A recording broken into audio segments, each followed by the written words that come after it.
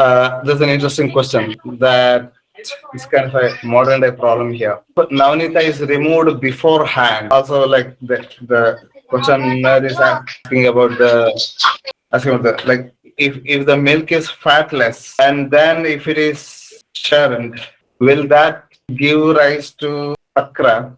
First of all, fatless milk is not milk at all in terms of like at least definitions and qualities mentioned in Ayurveda. I mean, it is that whole milk, then it is curdled, and then it is churned, and then it is one fourth of the fat is remaining, or if it is fatless. So fatless, or retaining only a quarter of the fat comes at this stage rather than the first stage itself.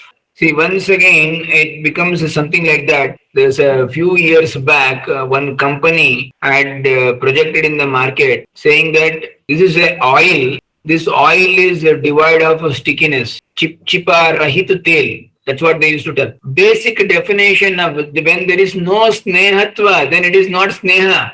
It is not at all oil. If you remove that snehatva from that, like that, in a milk, if you alter its basic nature and market it for the other purposes, take out whatever you wanted and sell it in the market in other name, and still you expect that should fit into the definition of the classical text? No, it won't fit. Very clearly, Acharyas, what they said, milk is dharoshna, the one which is taken or just taken from the cow, or it is without any manipulations.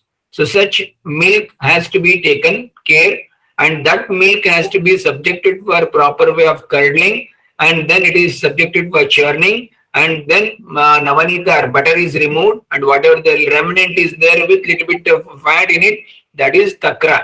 Then adding those takra with the dilution, whatever the amount of water you want to dilute, then it becomes different. Gola, the sweet, and all those things, type of things. So it is typically, that is the way we need to understand. But presently, you just observe in hotels, if you go at the end of the thing, they'll provide you a cup of dadi, and to that they'll come always with a spoon of sugar to that. Shall I add sugar, sir? He will ask the steward. That is the tendency, the how they project the things.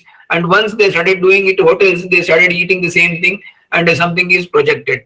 Similarly, recently, where there is a one trend that adding ice cream with gulab jamun, it has become a trending, because the human nature is that we want to always try the new things. So we don't want to just to stick on to the basic things which is good to the health. We want to have something which is typically new one.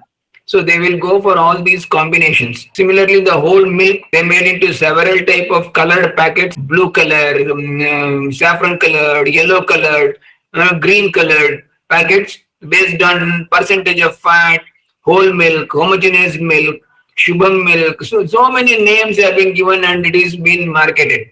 It is for the sake of their marketing strategy they have done it. But unfortunately, typically one which is without any removal, whatever the cow's milk provided, that needs to be taken as or considered as milk, and it has to pass through the stringent protocols or the definitions which is laid down in the classical text. Then only we can say it. Otherwise, tomorrow they may say that Chavana Prasha without Amalaki. They may come out like that. Oil without its snehatva. Recently, one company has come with one capsule containing Lashuna without smell. How can you expect Lashuna without smell? Garlic smell is not there. They extracted it. So then you cannot expect all the lakshanas or the karma which is attributed to the garlic, which will come to the patient when it is used. No, we have removed something from that. So that needs to be understood. Something which is natural to be taken as natural, and which is what Ayurveda has suggested and Acharyas has suggested. Whatever the things marketed or changed or altered is entirely a different thing, and we need to understand depending upon what they have done it. Like, for example, takra. If you get in the market a takra containing masala majige, they call it as, they added masala into that. What is it masala? It contains green chilies, it contains ginger, it contains garlic. They added everything. And typically at homes, we make bersid majige. That's what typically in Karnataka what we do it.